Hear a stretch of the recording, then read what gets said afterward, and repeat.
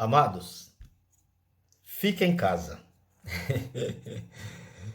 Hoje no programa Luz para os Meus Caminhos eu quero trazer esse título, mas certamente a conotação desse fica em casa é outra, tá bom?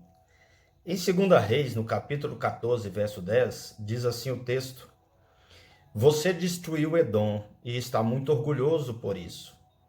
Porém, o meu conselho é que você se contente com a sua glória e fique em sua casa. Por que provocar desgraça tanto para você como para Judá? Olha que interessante. Uma pequena conquista é suficiente para deixar você um tanto vaidoso.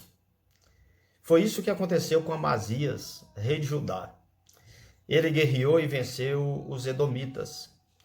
Então, cheio de si, enviou mensageiros até o rei de Israel com o seguinte recado: Vem, vamos medir armas. 2 Reis, capítulo 14, versículo 8. Amazias estava provocando uma guerra por deleitamento, sem se importar com os prejuízos ou mesmo com o número de vítimas de ambos os lados. Ele estava provocando, já se dando por vitorioso. Ele queria, na verdade, demonstrar outra vez seu poder, sua coragem, suas armas, suas estratégias, sua superioridade, sua supremacia. Embora Amazias, o rei de Judá, estivesse em vantagem e mais perto de Deus do que o próprio rei de Israel, foi este que se mostrou mais sábio e maduro. Jeoás acusou Amazias de infantilidade. Quero repetir o texto lido.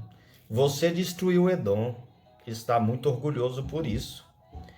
Porém, o meu conselho é que você se contente com a sua glória e fica em sua casa. Por que provocar desgraça tanto para você como para Judá? Todavia, meus irmãos, o rei de Judá não deu ouvidos ao rei de Israel. E não teve jeito. Os dois acabaram se enfrentando. Foram para a guerra.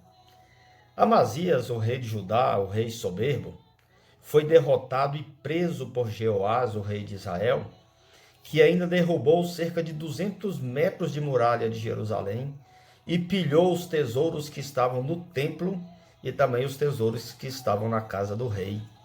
2 Reis, capítulo 14, de 8 a 14, narra esse episódio. Foi uma humilhação pública, mas desnecessária, né? Provocada por um cego processo de envaidecimento, de soberba, de orgulho. Se Amazias tivesse ficado em casa, como aconselhou Jeoás, nada disso teria acontecido. Assim, nós temos que aprender. Você precisa aprender a ficar em casa grato e humilde, em vez de, por vaidade e soberba, se expor perigosa e inutilmente. Ficar em casa, no contexto dessa história, significa conter-se, controlar-se, não embriagar-se com o sucesso, com a vitória. Somos por natureza soberbos, irmãos, vaidosos, e tais impulsos humanos, eles são atiçados, são dimensionados por ocasião de um empreendimento bem-sucedido, né? Foi isso que aconteceu. Cabe a você, então, dominar o desejo de aparecer, o desejo de medir armas, o desejo de provocar outro aparentemente inferior. Do contrário, Deus pode dar a mesma lição que deu em Amazias. Deus abate os soberbos e exalta os humildes ou aqueles que estão sendo humilhados. Agradeça a Deus a vitória e aprenda, fica em casa, deixa de euforia. Amanhã é um novo dia. Que o Senhor seja contigo. Que os seus caminhos, que os seus passos sejam dirigidos por Deus. Que o Senhor lhes abençoe. Amém.